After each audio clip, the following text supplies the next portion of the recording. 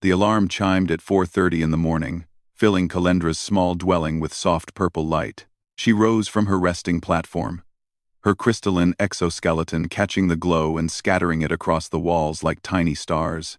Outside her window, the human city of Denver sprawled in the distance, its lights twinkling against the dark Colorado sky. Calendra moved through her morning routine with practiced efficiency. She checked the weather on her translator device. Snow was coming. Her insectoid body shivered slightly at the thought. Cold was dangerous for the Vethari people. Their crystalline shells, so beautiful in sunlight, became brittle and sluggish in freezing temperatures. Still, she would make the journey. She always did. The settlement where Calendra lived housed 200 Vethari families. They had arrived on Earth 3 years ago, refugees from a dying world across the stars. The humans had given them this land, built these shelters, and offered them a chance at a new life. For that, Calendra was grateful. But integration was harder than anyone had expected. She prepared a nutrition pack for the road and checked on her daughter. Shira slept peacefully, her smaller crystalline form curled in a nest of soft blankets. The child was only 7 years old, young even by Vethari standards. Tomorrow was her turn to attend the integrated school, and she needed rest. The school was 47 miles away. Calendra would walk there and back, as she did every other day. By 5 o'clock, Calendra stepped out into the cold morning air. Her breath different from human breath, more like a soft whistle misted in front of her face. She wore a thermal wrap that human scientists had designed for her species, but it only helped so much. Her people had evolved on a warm world. Earth's winters were cruel. The road stretched before her, long and empty. Streetlights illuminated patches of asphalt, creating pools of orange light in the darkness. Calendra began walking, her 4 legs carrying her in a smooth, gliding motion that humans sometimes found unsettling. She had grown used to the stairs. The first hour passed quietly. Calendra's mind wandered to pleasant thoughts, Shira's laughter, the way her daughter had made friends with human children so easily, the progress she was making in learning English. Children adapted better than adults. They saw friendship where their parents saw difference. As dawn broke, the highway grew busier. Cars zoomed past, their occupants barely glancing at the alien figure walking along the shoulder. Some did look, though. Calendra felt their eyes on her crystalline shell, saw them point and talk. Most were simply curious. A few showed other expressions: fear, disgust, anger. Calendra kept walking. She had learned not to meet their eyes. It made them uncomfortable. A group of teenagers in a passing truck shouted something at her. The words were lost in the wind and engine noise, but the tone was clear enough. Calendra's translator device caught fragments. Go back. And don't belong. She had heard worse. By 8 o'clock, Calendra reached the outskirts of Meadowbrook, the small town where the school stood. Her legs ached, a deep, mineral fatigue that settled into her joints. She had walked 16 miles already this morning, and she would walk 16 more to return home. The school itself was a hopeful place. Built just 2 years ago, it represented humanity's commitment to integration. Human and alien children learned together, played together, grew together. The building was designed with multiple environmental zones to accommodate different species' needs. Calendra approached the fence surrounding the playground. She was early, as always. In 30 minutes, the buses would arrive carrying children from surrounding areas. Shira would be on one of them, coming from the settlement with other Vethari youngsters. Through the fence, Calendra could see the playground equipment: swings, slides, climbing structures, designed for various body types. She remembered Shira's first day, how terrified her daughter had been. A human boy named Tommy had offered to help Shira onto the swings. That simple kindness had changed everything. Good morning, Calendra. The voice belonged to Mrs. Chen, the school principal. She was a short woman with kind eyes and hair that was turning gray. She approached the fence carrying a steaming cup of coffee. Good morning, Mrs. Chen, Calendra replied, her translator device converting her whistling speech into English words. You walked again, Mrs. Chen said. It was not a question. In this cold? Yes, Calendra said simply. Mrs. Chen shook her head slowly. I wish we could do something. The specialized transport costs are ridiculous. It's not right. Kalendra made a gesture with her forward legs that meant acceptance. I do what I must. Shira deserves education. She deserves friends. She deserves a future. Every mother should be able to reach her child without walking 94 miles a day. Mrs. Chen said firmly. 94 miles round trip, Kalendra corrected gently. But I see her happy face when she comes off the bus. I see her playing with human children. I see her learning. The walk is worth it. Mrs. Chen offered the coffee, then remembered. Oh, I'm sorry. I always forget. It is kind thought, Kalendra assured her. Thank you. The buses began arriving. Kalendra watched eagerly as Shira emerged from the third one, chattering excitedly with a human girl named Maya. When Shira spotted her mother at the fence, her entire crystalline body seemed to glow with happiness. She waved all four of her arms enthusiastically. Kalendra waved back, her hearts, three of them, arranged in a triangle in her thorax, swelling with love. This was why she walked. This moment, right here. Mrs. Chen touched Kalendra's shoulder gently. You're a good mother. The best. I am just a mother, Kalendra said. Doing what mothers do. She watched Shira disappear into the school building, then turned to begin her long walk home. The sky had grown darker. Gray clouds gathered on the horizon, heavy with promised snow. Kalendra pulled her thermal wrap tighter and started walking. She did not know that today, on this particular journey, her life was about to change forever. At first, it was just a few gentle flakes drifting down from the gray sky. Kalendra watched them land on her crystalline shell and melt slowly. She had been walking for 3 hours since leaving the school, covering nearly 12 miles. She still had 35 miles to go. The wind picked up, pushing against her body. Walking became harder. Each gust felt like invisible hands trying to push her backward. Kalendra lowered her head and kept moving forward, one step after another. Her 4 legs worked in rhythm, but they were slowing down. The temperature dropped further. Kalendra felt it immediately. Her species was sensitive to cold in ways humans could never understand.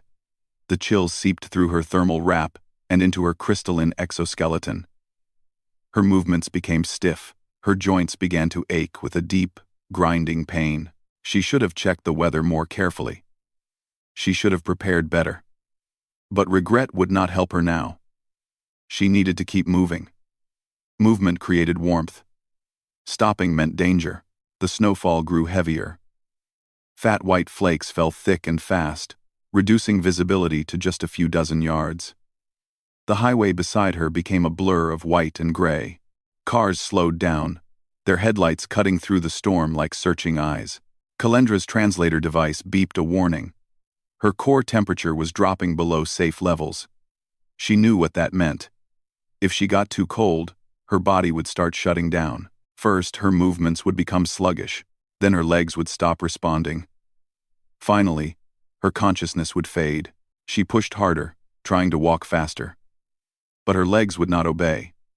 They felt heavy, as if they were made of stone instead of living crystal. Each step took tremendous effort. Her breath came in short, whistling gasps. A massive truck roared past, sending up a spray of slush that splattered across her shell. Kalendra stumbled but caught herself. She had to keep going. Just keep going, but her front right leg gave out. She collapsed onto the shoulder of the road, her body hitting the frozen ground hard. Pain shot through her thorax. She tried to stand, pushing with her other 3 legs, but the frozen leg would not support her weight. Kalendra felt fear then. Real, sharp fear. She was going to freeze here, alone on this human highway. Shira would come home to an empty dwelling. Who would walk to see her tomorrow? Who would wave when she got off the bus? The crystalline shell around Kalendra's body began forming frost patterns. Beautiful, deadly patterns. Through the swirling snow, she heard an engine sound change. A vehicle was slowing down. Stopping. Kalendra's vision was blurring, but she could make out a large shape pulling onto the shoulder ahead of her. The engine rumbled. Deep and powerful. A door opened. Footsteps crunched through the snow. A human figure appeared. Tall and broad-shouldered. Wearing a heavy jacket and a cap. "Holy smokes," a male voice said. "Ma'am? Miss?" Kalendra tried to speak, but her translator device was too cold to function properly. Only a weak whistle came from her breathing vents. The human knelt beside her. He was older, with a weathered face and gray stubble on his chin. His eyes were blue and filled with concern. He looked at her frost-covered shell and seemed to understand immediately that something was very wrong. "You're freezing," the man said. "We need to get you warm. Can you move?" Kalendra tried again to stand. Failed again. The human did not hesitate. He scooped her up in his arms, all 400 pounds of her, and carried her toward his truck. Kalendra was too weak to protest. She had never been carried by a human before. Had never been this close to one. He smelled like coffee and diesel fuel and something else. Something kind. The truck was enormous inside, with a sleeping area behind the seats. The human she could see now, that he was a truck driver, laid her gently on the bunk. He cranked up the heat, and warm air began flowing through the cabin. Wait, he said suddenly, pulling out a phone. "Heat might be bad for you. I don't know. Different species, different needs, right?" He was punching numbers frantically. Kalendra heard him speaking to someone, explaining the situation. "Yeah. Alien. Vathari, I think? Looks like a big crystalline. Yeah. She's covered in frost. Collapsed on Highway 76, mile marker 143. The warmth was too much." Kalendra tried to whistle a warning, but her voice was still not working. The human saw her distress and immediately adjusted the heater to a lower setting. Okay, he said, listening to instructions on the phone. "Not too hot. Got it. Medium temperature. Keep her out of the wind. Yeah, I can do that." He stayed on the phone for several minutes, following directions. He positioned fans to circulate air gently around Kalendra, without direct heat. He wrapped her in emergency blankets, designed to reflect her own body heat back to her. Slowly, Kalendra began to thaw. Feeling returned to her frozen leg. Her translator device warmed up enough to start functioning again. "Thank you," she managed to say, the device converting her whistles into words. The human jumped slightly. "Oh, you can talk. Good. That's good. I'm Jack. By the way, Jack Morrison. You just hang tight. Help is coming." "Why? Did you stop?"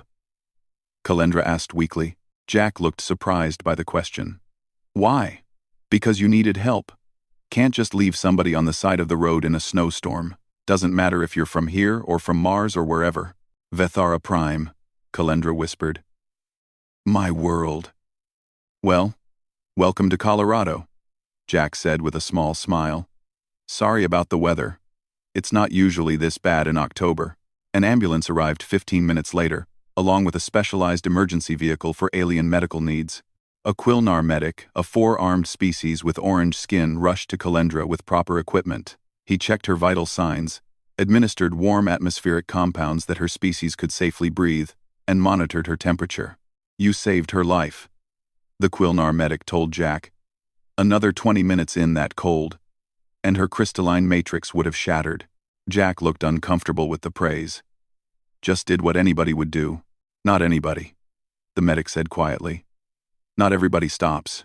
As Kalendra's strength returned, she told them about her daily walk, about Shira, about the school 47 miles away, about having no other way to make the journey because specialized transport cost more than she earned in a month. Jack listened in silence. His weathered face grew darker, not with anger at her, but with anger at the situation. When she finished, he spoke in a quiet, determined voice. "Ma'am, I drive this route twice a week, Denver to Grand Junction and back. I pass right by that school." Kalendra did not understand at first. "I'm saying," Jack continued, "that you don't need to walk anymore. I've got room in my truck. You need a ride. You've got one." Kalendra stared at him. I cannot pay. Did I ask for money? Jack said. My route anyway. Company doesn't care if I have a passenger. Empty cabin gets lonely anyway. The Quilnar medic smiled, his forearms working to pack up his equipment. Humans, he said fondly. Always surprising us. Kalendra felt something she had not felt in a long time. Hope. Not the desperate hope of survival, but the warm hope of kindness freely given. Why? She asked Jack again. The truck driver shrugged. You're a mom trying to reach her kid. That's reason enough. And 2 days later, his 18-wheeler pulled up outside the Vitharii settlement at 5 a.m. Kalendra was waiting, still amazed that this was really happening. She climbed into the passenger seat, careful with her 4 legs, and Jack handed her a thermos. It's warm broth, he said. Human food, but the internet said Vitharii can drink it. Is that right? Kalendra was touched that he had researched her species. Yes. Thank you. They drove in comfortable silence for the first few miles. Jack kept the cabin temperature perfect for her. Not too hot, not too cold. The heater hummed softly. Outside, the dawn was breaking over the mountains, painting the sky in shades of orange and pink. Your daughter, Jack said eventually. What's she like? Kalendra's crystalline shell brightened slightly, the way Vitharii did when feeling happiness. Shira is clever. Kind. She loves human music. She sings songs she learns at school, even though Vitharii vocal structure is not designed for it. Jack chuckled. My daughter was the same way. Couldn't carry a tune in a bucket. But that never stopped her. You have a daughter? Had, Jack said quietly. Sarah. She passed away 5 years ago. Cancer. I am sorry, Kalendra said softly. Jack nodded. She was a teacher. Elementary school. Like where your girl goes. She would have loved this humans and aliens learning together. She always said kids don't see differences the way adults do. She was wise. She was special, Jack agreed. They reached the school in less than an hour. What had taken Kalendra 6 hours to walk took Jack 50 minutes. When he pulled into the parking lot, Mrs. Chen was standing outside, her eyes wide with surprise. Kalendra. You're here early. And in a truck. Jack climbed out and introduced himself. Jack Morrison, ma'am. I drive this route regular. Figured I could help with the transportation situation. Mrs. Chen's face broke into a huge smile. Mr. Morrison, you're an answer to prayers. As they talked, Jack learned more about the transportation problem. Dozens of alien families struggled to get their children to school. The specialized transport companies charged enormous fees because they had no competition. Many alien parents, like Kalendra, had simply given up and kept their children home. An idea formed in Jack's mind. That evening, he made a call to his friend Marcus, another long-haul driver. You drive past the Quilnar settlement on Route 40, right? Jack asked. Yeah, twice a week. Why? How many empty seats you got in that truck? Marcus laughed. Jack, what are you planning? Within a week, Jack had contacted 15 drivers in his network. He explained the situation, asked for help. Some drivers refused, they had their own prejudices, their own fears about aliens, but others listened. They understood what Jack was really asking. Could they do a simple kindness for families in need? 8 drivers agreed to help. Jack created a simple system using printed maps and schedules. He matched drivers' routes with alien settlements and school locations. Marcus would pick up 3 Quilnar children on Tuesday and Thursday mornings. A driver named Rosa would help 2 Zenthi families on her Monday and Friday runs. Another driver, an older man named Earl, would transport a family of gentle, elephant-like Torvins. Kalendra became Jack's helper in organizing everything. She had a talent for logistics, for seeing how pieces fit together. She translated schedules into different alien languages. She spoke with nervous alien parents, assuring them that these human drivers were trustworthy. How do you know we can trust them? A Vitharii father asked her. Because one of them saved my life, Kalendra answered simply, and asked nothing in return. The informal network grew. Drivers began sharing stories on their CB radios about the alien families they transported. Marcus talked about the Quilnar children who taught him counting games in their language. Rosa described how the Zenthi mother always insisted on giving her homemade food packets as thanks. Earl became protective of the Torvan family, especially the youngest child who reminded him of his grandson. Not everyone was happy about it. The specialized transport companies noticed they were losing business. Their lawyers sent threatening letters to Jack's trucking company, claiming liability issues and safety violations. Jack's boss called him into the office. "Jack, I'm getting heat about this alien transport thing you've got going. I'm not charging them anything," Jack said. "I'm just giving rides to people on my normal route. The lawyers are saying it's a liability. If something happens—" "Nothing's going to happen," Jack interrupted. "I've been driving for 30 years without incident. I know what I'm doing," his boss sighed. "Look, I believe you. But the company's worried about lawsuits. Maybe you should cool it for a while." Jack stood up. "Sir, with respect, I'm not going to leave those families stranded. Especially not because some company wants to keep charging them prices they can't afford. Jack, you want my resignation? You can have it. But I'm not abandoning those kids." His boss stared at him for a long moment. Then he smiled slightly. "Sit down, Jack. I didn't say you had to stop. I just said the company's worried. Personally, I think what you're doing is right. My daughter-in-law is Zenthi. I know what it's like." Jack sat down, surprised. "Keep doing it," his boss continued. "But be careful. Document everything. Make sure the families know it's voluntary. Cover our backs, and I'll cover yours." Meanwhile, something unexpected was happening at the school. Shira and her classmates were working on a family project. Each child had to present about their family's story. When Shira's turn came, she stood in front of the class with a poster she had made. The poster showed her mother walking in the snow. And it showed Mr. Jack's truck, drawn in careful crayon. "My mama used to walk very far to see me," Shira told the class in her improving English. "Every day. Very far. She got very cold. But Mr. Jack helped her. Now she is safe." A human boy named Tommy raised his hand. "Why did she have to walk?" "Because transport is too expensive," Shira said. "And we don't have much money." The children looked troubled by this. Their teacher, Miss Rodriguez, saw an opportunity. "Class, what do you think about this? Is it fair?" "No," the children said together. "What should we do about things that aren't fair?" Miss Rodriguez asked. "We should fix them," a girl named Emma shouted. Tommy's mother was in the classroom that day as a volunteer. She recorded Shira's presentation on her phone. That evening, she posted it on social media with a simple caption, "This is what integration really looks like. We can do better." The video went viral. By the next morning, news stations were calling the school. Reporters wanted to interview Jack and Kalendra. Politicians suddenly became interested in the transportation issue. The specialized transport companies found themselves facing angry questions about their pricing. Jack tried to avoid the attention, but Kalendra convinced him to do one interview with a local news station. "People need to know," she told him. "They need to see that kindness is possible." During the interview, Jack spoke simply and honestly. "I just gave some folks a ride. That's all.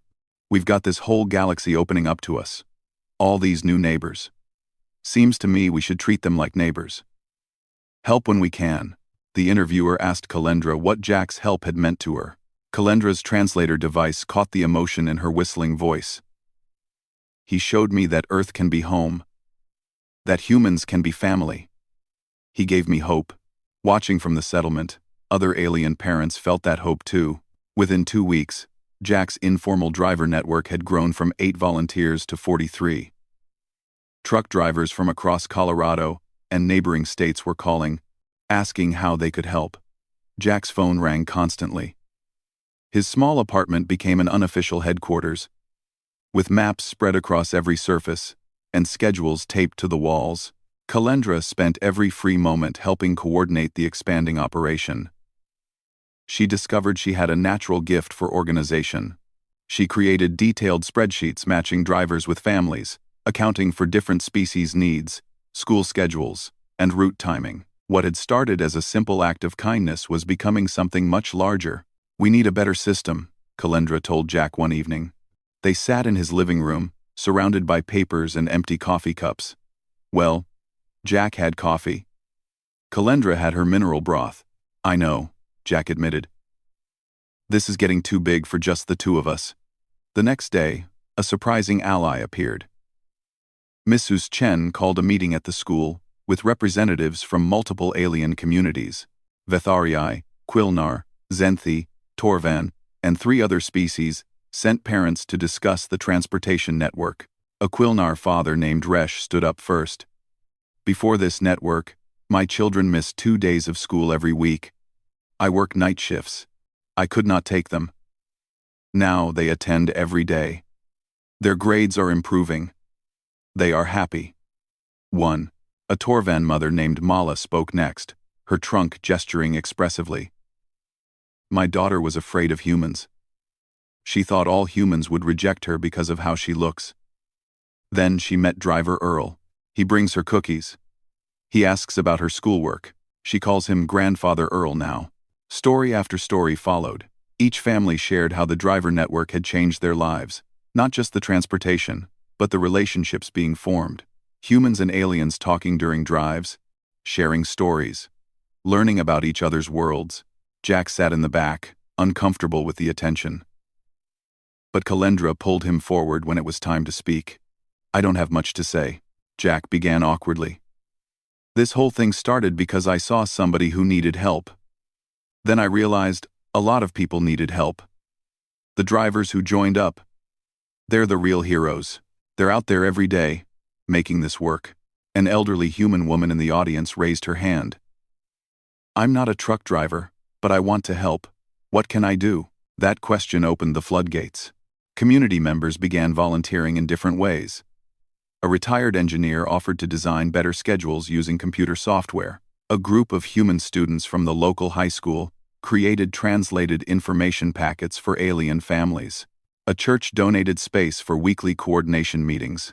But not everyone supported the network. The specialized transport companies were losing significant business. They hired lawyers and lobbyists to fight back. A state bureaucrat named Mr. Hendricks arrived at the school one morning with a clipboard and a stern expression. He called Jack and Mrs. Chen into the office. "This unauthorized transport operation needs to stop immediately, Mr. Hendricks announced. There are regulations about passenger transport, liability issues, safety standards. You can't just have random truck drivers hauling alien children around." "They're not random," Jack said firmly. "Every driver is licensed, insured, and has passed background checks through their companies." "That's not the point." "Then what is the point?" Mrs. Chen interrupted. "These families have no other options. The legal transport companies charge prices nobody can afford." Mr. Hendricks shuffled his papers. "The companies have operating costs. Specialized equipment for different species isn't cheap. Neither is walking 94 miles a day," Jack said quietly. "But Kalendra did it anyway because she loves her daughter." The bureaucrat looked uncomfortable, but held his ground. "I understand the situation is difficult, but rules exist for reasons. I'm required to shut this operation down unless you can meet regulatory standards within 30 days. After he left, Jack and Mrs. Chen sat in silence. "What do we do now?" Mrs. Chen asked. "We fight," Jack said simply. "And we get loud about it." They did both. Jack contacted every news station that had covered the original story. Kalendra organized the alien families to attend city council meetings. The volunteer drivers showed up in force, explaining why they participated. At one particularly heated city council meeting, a council member asked Jack directly, "Why should we change our regulations for this?" Before Jack could answer, Shira stood up in the audience. She was small, her crystalline body barely visible over the seat in front of her, but her voice came through clearly via her child-sized translator device. "Because my mama almost died in the snow," Shira said. "Because Mr. Jack saved her. Because now I have a mama who comes home safe every day. Because other children should have safe mamas and papas too." The chamber went silent. Several council members wiped their eyes. A human father stood next. My son Tommy is best friends with Shira. He talks about her all the time. He's learning about other worlds, other cultures. He's becoming a better person because of his alien classmates. But those friendships only exist because kids can actually get to school. More parents spoke, both human and alien. They shared stories of friendship, learning, and community building. The children themselves spoke about their experiences. The council voted unanimously to support the driver network and to petition the state for regulatory changes. But the real breakthrough came from an unexpected source. A journalist named Patricia Owens had been investigating the specialized transport companies. She discovered they were overcharging by huge margins, exploiting the lack of competition. Her exposé ran on the front page of the state's largest newspaper. Public outrage followed immediately. How dare these companies profit excessively from vulnerable alien families? Social media exploded with anger. Boycotts were organized. The transport companies' stock prices dropped.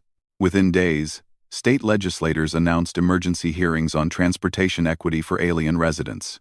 Jack received a call from a senator's office, asking him and Kalendra to testify before the state legislature. Jack wanted to refuse. He hated public speaking, but Kalendra convinced him. This is bigger than us now, she said. We have a chance to change things for everyone. Not just in Colorado, but maybe everywhere. Jack looked at the maps on his walls, each pin representing a family they had helped. When I stopped to help you that day, I never imagined it would lead to this. Neither did I, Kalendra admitted. But here we are. Here we are, Jack agreed. The night before the legislative hearing, the entire volunteer network gathered for a celebration at the school. 43 drivers, hundreds of alien families, community volunteers, and supporters filled the gymnasium. Children played together regardless of species. Parents shared food from a dozen different worlds.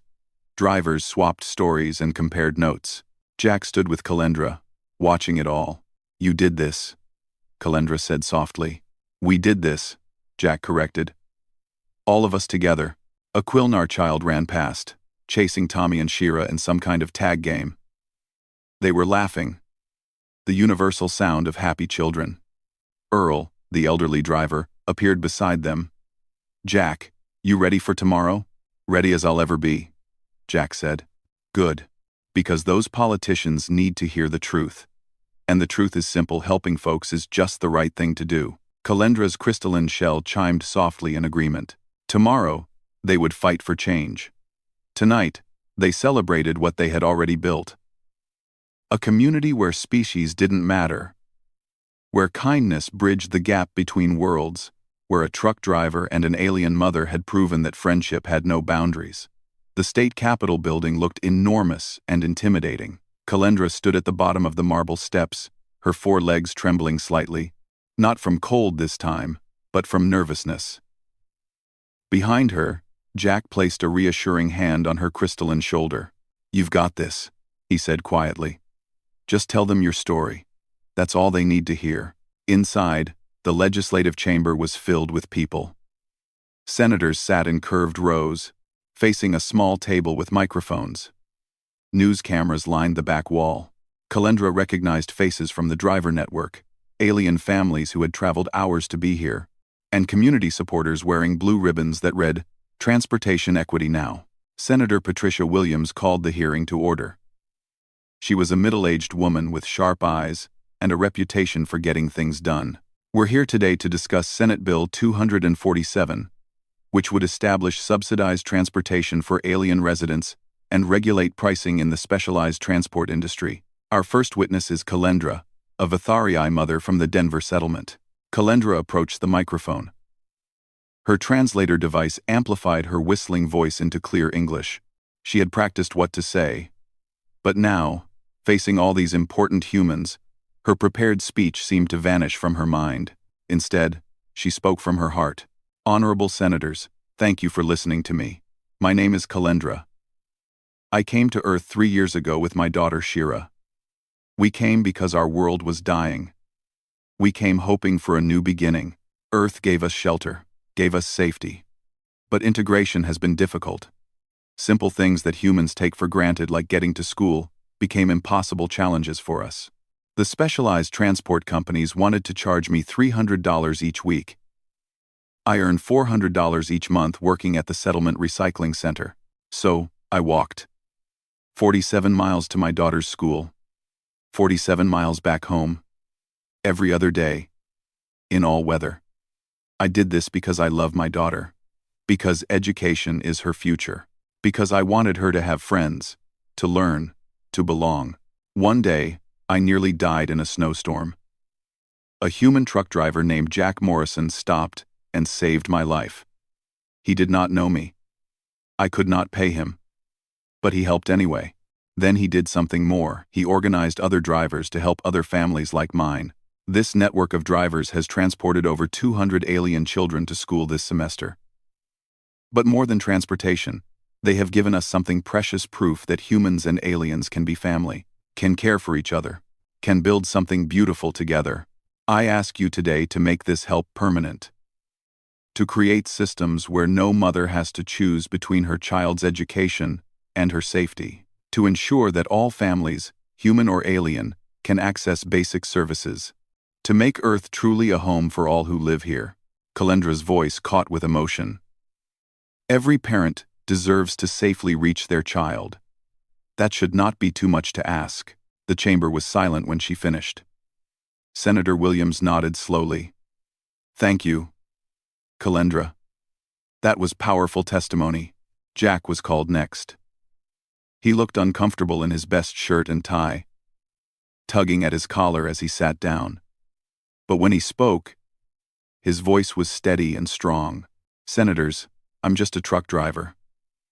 Been doing it for 30 years. I've seen a lot of roads, met a lot of people. When I saw Kalendra collapsed in that snowstorm, I didn't think about regulations or policies. I thought about doing what was right. The driver network isn't complicated. We're just people with vehicles helping people who need rides. We're already driving these routes anyway. The only difference is we're not driving alone anymore. But it shouldn't take random truckers to solve this problem. There should be real systems in place. Affordable options. Government support. These families pay taxes like everyone else. Their kids deserve the same opportunities as human kids. I've met dozens of alien families now. They're not so different from us. They love their children. They work hard. They want better lives. That's universal, whether you're from Earth or from across the galaxy. Pass this bill. Make transportation accessible. But more than that, send a message that Earth welcomes its new residents. That we're building something together. That we're all neighbors here. Over the next 2 hours, more witnesses testified. Marcus talked about the Quilnar children he transported. Earl spoke about the Torvan family he considered part of his own. Mrs. Chen presented data showing improved attendance and academic performance among alien students since the driver network began. A representative from one of the specialized transport companies also testified, arguing that reduced prices would hurt their business. Senator Williams responded sharply. Your business has been exploiting vulnerable families. The evidence is clear. This committee is not interested in protecting excessive profits. We're interested in protecting people. The hearing ended at noon. Senators would vote on the bill the following week. As everyone filed out of the chamber, Kalendra was surrounded by alien families thanking her for speaking so bravely. Human supporters shook Jack's hand. News reporters asked for interviews. Jack pulled Kalendra aside, away from the crowd. You did amazing in there. So did you, Kalendra replied. Do you think they will vote yes? I think so. Senator Williams seemed convinced. And the public support is overwhelming. 1 week later, Senate Bill 247 passed with a vote of 31-4. The governor signed it into law immediately, declaring it an emergency measure. The new law established subsidized transportation vouchers for alien families below certain income levels, price caps on specialized transport services, funding for school districts to purchase multi-species buses, legal protections for volunteer driver networks, grants for communities developing integration programs, The law would become a model for other states facing similar challenges. But the legislation was only part of the change that occurred. The driver network continued to grow, even with new official options available. The relationships formed between drivers and families had become genuine friendships that transcended species boundaries. Jack's informal operation evolved into something more structured. Kalendra was hired as the coordinator of the Colorado Interspecies Transportation Initiative, a state-funded program that built on what the volunteers had started. She worked with transportation officials, school districts, and community groups to design systems that actually worked for diverse species. 6 months after the law passed, Kalendra achieved something she had never imagined. She learned to drive. It was hilariously difficult with her 4 legs and crystalline body. But with patient instruction from a specialized driving school, she passed the test. She even began studying for her commercial driver's license, dreaming of joining the network that had saved her life. On a sunny spring morning, Kalendra drove herself to Shira's school for the first time. She parked in the lot and walked to the fence where she used to wait after her long walks. Mrs. Chen joined her there. "Look at you," Mrs. Chen said proudly. "Driver, coordinator, advocate. You've come so far." "We have all come far," Kalendra corrected. "Together." Inside the school, a special assembly was taking place. The governor was presenting an award for humanitarian service. Jack stood on stage, looking deeply uncomfortable with the attention, as the governor praised his actions. Jack Morrison saw someone in need and stopped to help. That simple act of kindness sparked a movement that has changed our state. He reminds us that heroism isn't about grand gestures. It's about ordinary people doing extraordinary things simply because it's right. Jack accepted the award with a short speech. "This belongs to all 43 drivers who volunteer their time. To the community members who support us. To Mrs. Chen and the school staff. To every person who chose kindness over indifference. But mostly, this belongs to Kalendra and families like hers, who had the courage to trust us even when they had every reason to be afraid." After the ceremony, Jack found Kalendra outside. They stood together at the fence, watching children play. Human and alien kids, running, laughing, being friends. Shira was teaching a group of human children a Vitharii game involving complex hand patterns. "You know what the best part is?" Jack said. "What?" "Those kids don't see aliens and humans. They just see their friends. That's the future right there." Kalendra's crystalline shell chimed with happiness. "Tommy asked Shira to his birthday party next week." "That's wonderful. His mother invited me too. She wants to learn Vitharii cooking." Jack smiled. Community building. One birthday party at a time. They stood in comfortable silence. 2 friends from different worlds who had changed each other's lives. Kalendra had found home on Earth. Jack had found purpose beyond his roots and deliveries. Together, they had proven that the distance between worlds, whether measured in miles or in species, could be crossed with simple kindness. A truck horn honked in the parking lot. Marcus waved from his cab. "Picking up 3 Quilnar students for a field trip. Our network is still going strong," Jack observed. "It always will," Kalendra said confidently. "Because it was never just about transportation. It was about showing that different people can care for each other. That help given freely creates bonds nothing can break." Jack nodded. "Ready to head to the office?" "We've got new routes to plan." "Ready," Kalendra said, as they walked to her car, her own car, still amazing to think about. Kalendra looked back one more time at the school. At the children playing. At the future being built. One friendship at a time.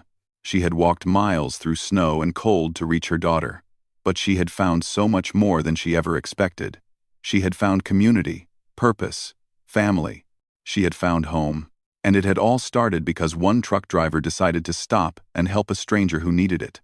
Sometimes, Kalendra thought, the smallest acts of kindness create the biggest changes. Sometimes, all it takes is one person willing to help.